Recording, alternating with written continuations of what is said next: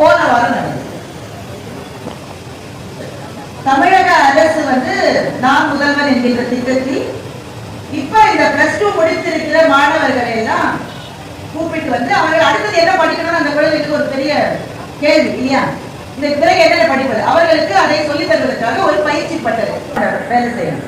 பேசின ஒரு நிபுணர் எதை பற்றி பேசினார் என்றால் செயற்கை நுண்ணறிவு பற்றி பேசினார். அப்படின்னா என்ன ஒண்ணு பல பேருக்கு தெரிஞ்சிருக்கும், தெரியாதவர்களுக்கு வருங்காலத்தில் நம்மை ஆட்சி செய்ய போவது கணினிதான் நம்மை ஆட்சி செய்ய போகிறதுன்னு அவர் பேசுறாரு. அதனால அந்த துறையில நீங்க படிச்சீங்கன்னா உங்களுக்கு அப்படி இருக்கும் இப்படி இருக்கும் நிறைய பேசினார். அப்ப திரும்ப திரும்ப அவர் என்ன சொல்லிட்டே இருந்தாருன்னா வருங்காலத்தில் இதுதான் நம்மை ஆட்சி செய்ய போகுது, செயற்கை நுண்ணறிவு தான் நம்மை ஆள போகுது. எல்லாம் பேசி முடிச்சாச்சு, உட்காந்தாச்சு. ஏதாவது கேள்வி இருந்தா கேளுங்க பிள்ளைகிட்ட சொன்னாங்க.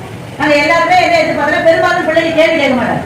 கிளாஸ்ல கூட டீச்சர் யாருக்கா சந்தேகம் இருக்கானா முன்னாடி இருக்கிற பையனோட தலைக்கு நேரம் தன் தலையை வச்சுட்டு இருப்பான். எனக்கு பார்த்து ஆசிரியர் எதுவும் கேட்கக்கூடாதுன்றதுக்காக இங்க யாருமே நம்ப மாட்டேங்க. சின்ன பையன் இங்கிருந்தோ வந்துட்டான், சென்னையில இருந்து வர பையன் கூட கிடையாது. இங்கிருந்தோ தென் தமிழகத்திலிருந்து வந்த ஒரு மாணவன் அந்த மயில கொடுத்தோம்னு கேட்டா, நீங்க சொல்றீங்க நாளைக்கு செயற்கை நுண்ணறிவு கம்ப்யூட்டர் தான் நம்ம ஆட்சி செய்யணும்னு. அப்படி ஆட்சி செய்யற காலம் வந்ததுன்னா அப்பவாது சாதி மத வேறுபாடுகள் இல்லாம இருக்குமா? இது சத்தியமா நடந்தது, நான் சாட்சி. ஒரு மாணவனிடமிருந்து இந்த கேள்வி வருகிறது என்பதை அந்த தனிப்பட்ட மாணவனுடைய கேள்வியாக நான் பார்க்கவில்லை.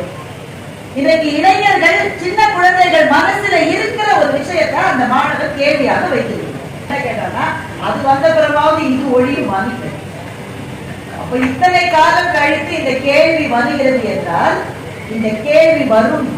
அப்படி இல்லாத ஒரு சமதர்ம சமூகத்தை, சமதர்ம உலகத்தை ஏற்படுத்த வேண்டும், அதுதான் உண்மையான ஞானம் என்று நினைத்த ஒரு ஞானி. அவர் வாழ்ந்த காலத்தில் எத்தனை சாதி அடுக்குகள் இருந்திருக்கும், எத்தனை சாதி கொடுமை, எத்தனை வழிபாட்டு முறைகள், எத்தனை சமயங்கள், எத்தனை நம்பிக்கைகள், இவற்றால் வந்த பிரிவுகள், வேதங்கள். நீங்க அது நாங்க இது, நீ மேல நாங்க கீழே, எத்தனை எத்தனை எத்தனை வேறுபாடுகள் கொண்டு வாழ்ந்த ஒரு சமூகத்தில் இந்த தனி மனிதர் எழுந்து நின்று ஒரு கடவுளை போல காட்சி தந்து எல்லாரும் ஒன்றுதான், சம தர்மம் என்பதுதான் சத்தியம் என்று சொன்ன ஒரு மகா ஞானி இந்த மண்ணில் தோன்றி இருக்கிறார் என்றால் அதையும் தாண்டி அவர் போயிருக்கிறார். நாம அவரை முழுவதுமாக நாம் புரிந்து கொள்ளவில்லை.